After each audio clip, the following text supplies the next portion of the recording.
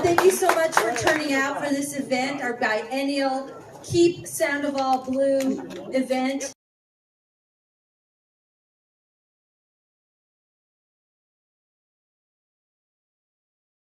Representative for CD3, Teresa Fernandez.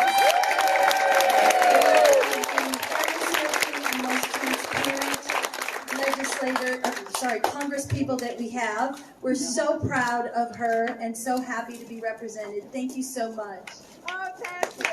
Thank you, Sandoval County Democrats. I mean, Sandoval, you were like the heart of New Mexico. You sit and you have this beautiful rivers that flow through you.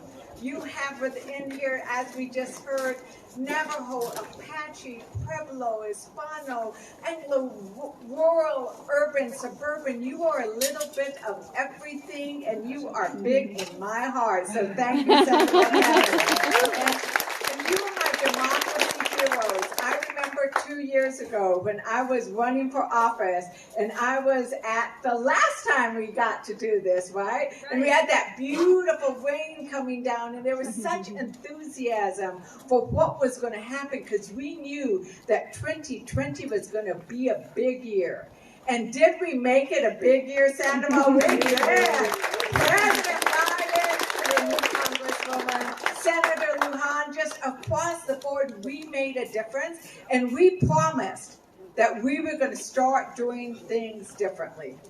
I ran on an idea that we were going to protect what we love, because we knew that what we loved was under attack, from our democracy to our climate to our communities.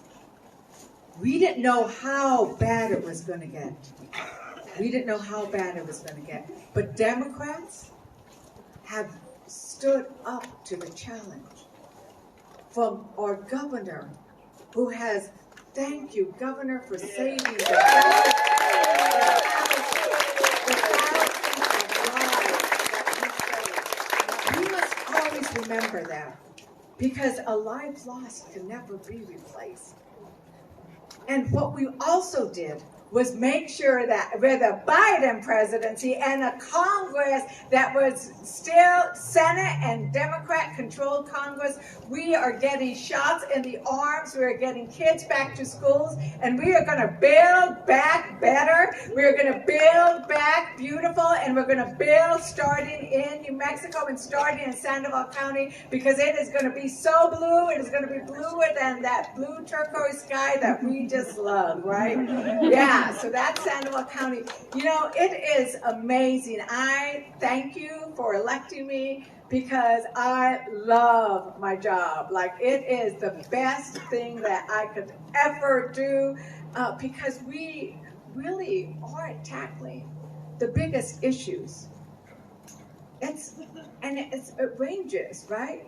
I'm sitting on education and labor, because I know that education makes the difference. That is what is going to make the difference. That's going to move New Mexico from, we're not going to say where it is, because we're going to just say where we're going, right? Yeah. And we sent $1 billion from Congress to New Mexico for our education. And New Mexico is going to use those, and we're going to lift our kids up. And early child care, which New Mexico is going to lead. We are going to send more money for early child care. And I need to tell you, what we did in education labor is, I said, you know, New Mexico is already doing the right thing by early child care and by college, community college. We need to make sure that we still get the money, because so that way we can pair New Mexico's money with the federal money, and that is going to be our, what did you call it? Our moonshot, right? We are moonshot, like things are going into space in New Mexico, whether it's our kids or those rockets down south, because we are doing that. And we are going to be paying attention for the first time to our future. We have disinvested in our future for generations now. And right now, we have a once-in-a-lifetime chance to invest in our future. We invest in what we believe in, and with Congress, with the Build Back Better bill and the infrastructure bill. And if you ask me, we need both. We don't need one without the other. They belong together because the first one, right, will build things, and the second one will invest. And who will invest in us? Because we, the people, the gente, the for the people, I call it, you know, they call it the for the people agenda up there. I call it para la gente. The para la gente agenda. So the para la gente agenda is about us. It's about our kids. It's about taking care of the people we love at the end of their lives. Making sure that grandma doesn't have to go into a nursing care if she doesn't have to. But it's also saying, let's take care of those beautiful workers who take care of those we love. Whether that's an early child care center worker, or whether that's a home health worker. Whether that's somebody who is helping build our windmills, or is that somebody teaching our middle school kids. We need to take care of all of us. And that is a lot about what the president's Congress and the governor's agenda is about, is how do we create those opportunities so that we can thrive, so we can imagine a different world, a world where we don't live in drought, where our forests aren't burning, where we still have water in our secules. We know what that world can be. And with all of the democracy here, we are going to make that world happen. So thank you very much for giving me my job. And do I get to introduce the amazing governor, or you're going to come back? I was going to come back, and Mr. Arango was going to introduce. Well, that is great. Let's hear it for Mr. Arango. Come on.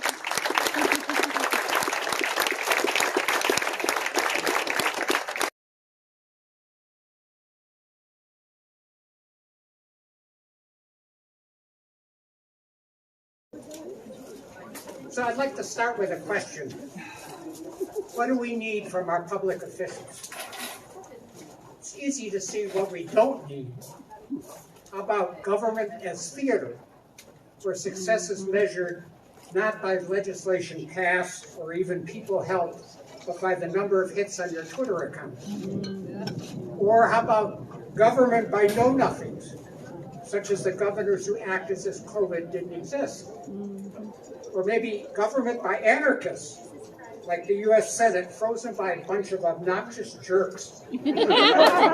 How'd you like Ted Cruz or Rand Paul as your neighbor? No, God. Or government by cynics, such as the governor of our neighborhood state, Texas, who passes a law prohibiting masks because it preserves our freedom, while at the same time acts to deprive women of the freedom to control their own bodies. Yeah. Or lastly, we have government by liars.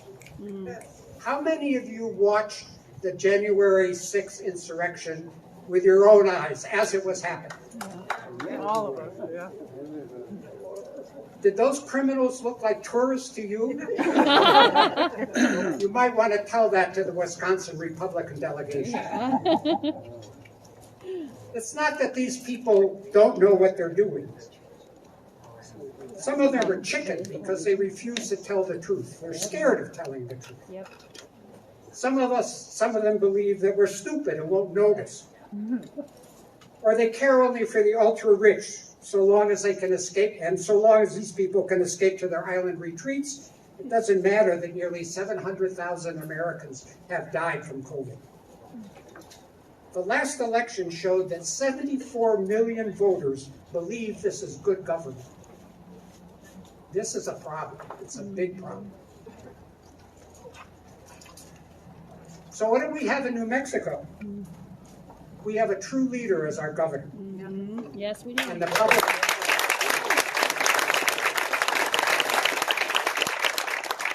And the public doesn't appreciate what we have.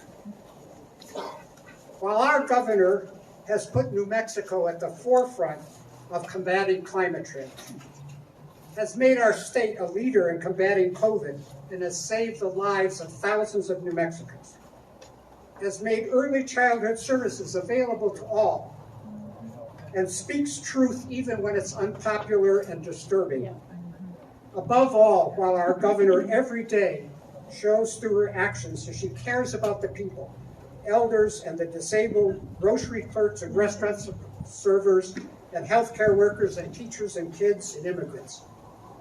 Barely 50% of New Mexicans say that they believe our governor is doing a good job. So if you believe that actors and liars and cynics and know-nothings are destroying our democracy, or if you believe in good government, now is the time to speak up, to act out, to keep our leader in office. And here she is, our leader, Governor Michelle.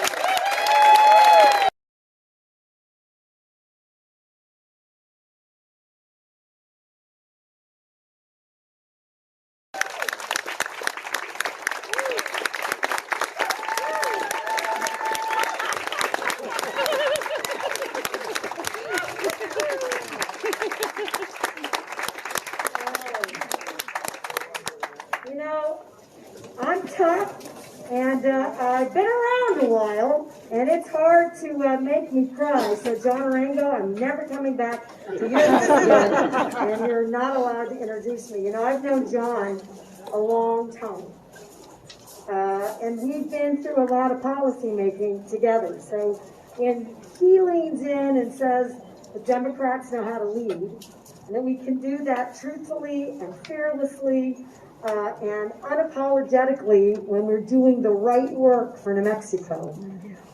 That is a very proud introduction for me, because when I'm looking for someone who can serve as an example, for someone whose opinion, who he will tell you I just called him last week to ask his advice about education, it is exactly the New Mexican. Every single person here today who I think about for every single tough and wonderful decision we make. And I want to do the negative first, which is everything that John said is true. And add one more, that women, Democratic governors, myself included in the country, every time there's a shift in how we feel about Congress and the Democrats in Congress, wherever the president's numbers go, women in the Democratic Party fall 5 points lower than our male counterparts. The favorability on COVID, even when you make the right decisions, you are clear, women have lower favorables than men. So the sexism in this work is alive and well in our country, and it's alive and well here today. Yes, it is. It is! Yeah, it is. So we can, be polite and No, we can't. no, we okay, can't. that's what I'm looking for. That's right. We have to demand that that's not who we are. Yep. That's not what we will stand for. We won't allow it to happen. And so I need everyone to be really fired up, because this is going to be a tough election up and down the ballot. And I'm used to a tough fight or two. Ask the legislature. Anything, if you're not taking on hard issues, you're not taking your job seriously. Yes. These are all hard issues, and I'm going to keep leaning in. And I want to talk about this for a second. So we know that sexism is real. We know this is going to be a tough race. We know that leadership is hard. I'm going to copy the congresswoman. I love my job too. Doesn't matter how ugly, how tough, how hard. If you love the state, you're going to love these jobs. The same is true about and for me. And I'm willing to keep working hard because I know that you're going to help me do that. And I want to start with this. We have to stop echoing what we're hearing out in the world. So yesterday, I was talking to a lot of fantastic elected Democratic leaders. And here's what they talked to me about. We got to do something about economic recovery in New Mexico. That's Republicans telling us that we didn't do anything about economic recovery. So why are we saying that? Here's the truth. Are you ready? Mm-hmm. In 2019 was the largest economic workforce growth in the history of the state of New Mexico. All right? The largest. During the pandemic, We added more jobs in New Mexico than Susana Martinez added in 8 years. We have every single economic sector in terms of businesses, right, and investments in New Mexico is thriving. I don't care if that's value-added ag or aerospace, film, renewable energy. How many of you know that New Mexico is literally the home of the world's now largest wind energy investment? We're soon to be the world's largest, well, maybe not the world's, the nation's largest in solar energy. How many of you know that New Mexico ratepayers pay less for solar energy than any other state in the country? Did you know that? So why aren't we talking about our economic successes? Because they are huge. That doesn't mean that we should stop. And it doesn't mean that we don't have a workforce challenge. And it doesn't mean that we're paying enough of our essential workers what they deserve. But these two things don't have to be mutually exclusive. So I need every person here. Are you ready to tell that story? Because you have to echo that out in the real world. We're doing the work every day. We have $1 billion on the streets right now. Ask Mayor Torres. We've about driven him to drink. In fixing roads, fixing water infrastructure. How many billions are in the state of New Mexico right now? Anybody? Throw out a guess. 3. 3. Give me another guess. 10. Someone's cheating over there. $11 billion and more is coming. All right? It is a game changer. How many of you knew, and we have challenges. How many of you knew that we are exponentially now growing out of poverty? And that by the time I am written on the ballot, I believe we can be 10 points in the right direction out of extreme poverty in New Mexico. And as a lifelong New Mexican, that has never happened. It has never happened. What people said to me is, we want to be number one. You know, we're like that. In fact, I feel like I'm at my 10-year high school reunion where we graduated, it was great, I didn't see you, we all come back and nobody looks the same. That's what COVID did. My hair is gray, lots of other stuff happening. But that doesn't mean that we don't want that sort of pride, right? Like our high schools, communities. Be number one. You are number one in so many ways that, quite frankly, it doesn't all fit on a piece of paper anymore. We're leading, and we have a juxtaposition with oil and gas. And even so, we're leading the nation in several environmental benchmarks, including getting greenhouse gases out, having the strongest methane rules in the country, soon to have the strongest ozone rules in the country, and I have no doubt that New Mexico, in fact, will be the hydrogen hub for the United States, which means we decarbonize transportation. And we will be competing, this little state, with every other country on the globe, and my money's on New Mexico. I have no doubt that we win. So you want to be number one? You're number one. In terms of universal early child education and beating, we said it took us 5 years, it took us 2. That doesn't mean we have enough early childhood educators, we're paying them enough, but we are on our way. We're leading it. Who has the best child care benefits now in the country? New Mexico, you're number one. Who has the only family income index, big fancy title for changing the way in which we support our poorest students in schools? It's so innovative and remarkable, state after state after state, including Pennsylvania, Wisconsin, Michigan, and the trains are doing it.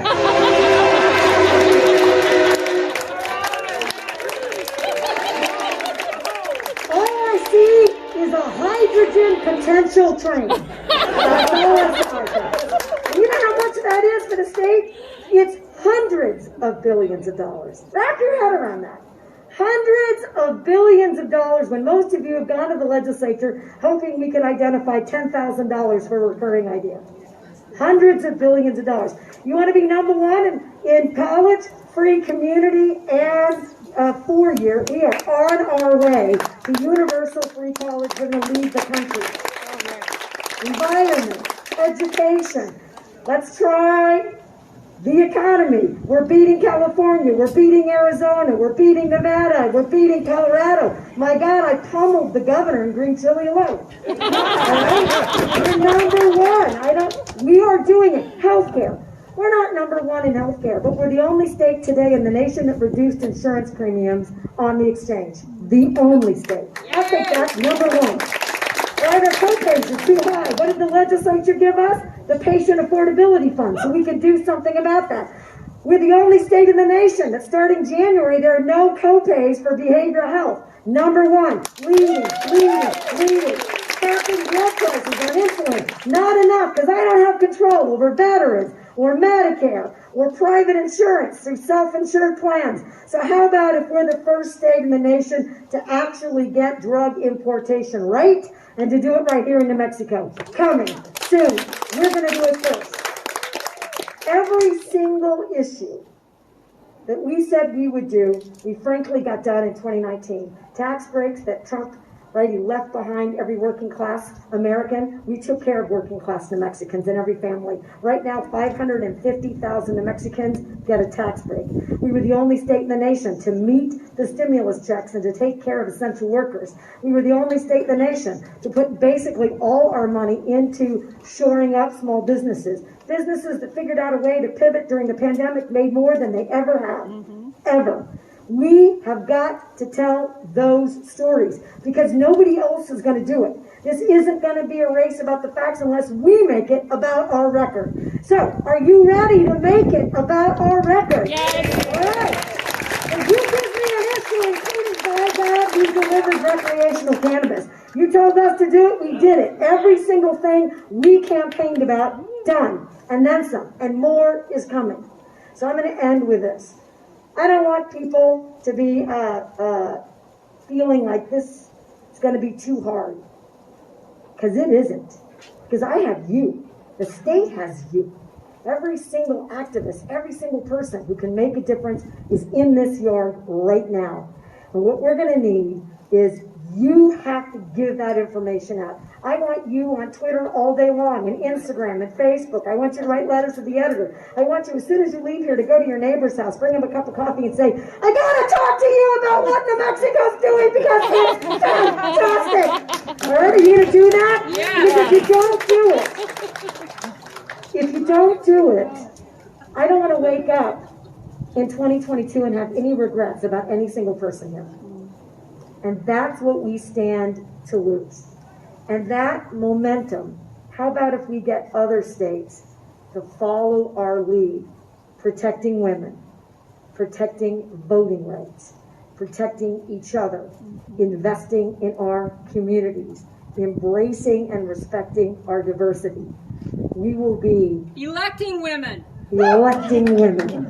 You're not going to get me to argue about that. So we can be a beacon of not only hope, but the bright light for the rest of the country. If you are as motivated as I am to absolutely take nothing for granted. All right, last thing. I love you. I need you. I'm thrilled to be here, but I would be remiss. You know, the only PhD level educator as lieutenant governor in the country who has been everywhere, who does more work than I can tell you any lieutenant governor because he's embedded in making a difference every single day. Give a shout out to the best lieutenant governor in the country.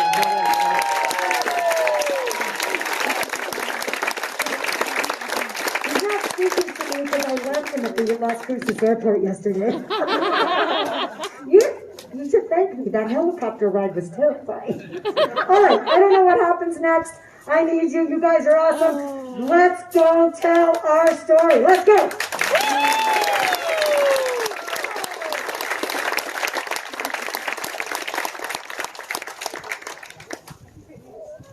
Well, I just got thanks for keeping everybody safe. Should we brag about that? You know, New Zealand is using our database. That's a big deal. Getting shocked and all.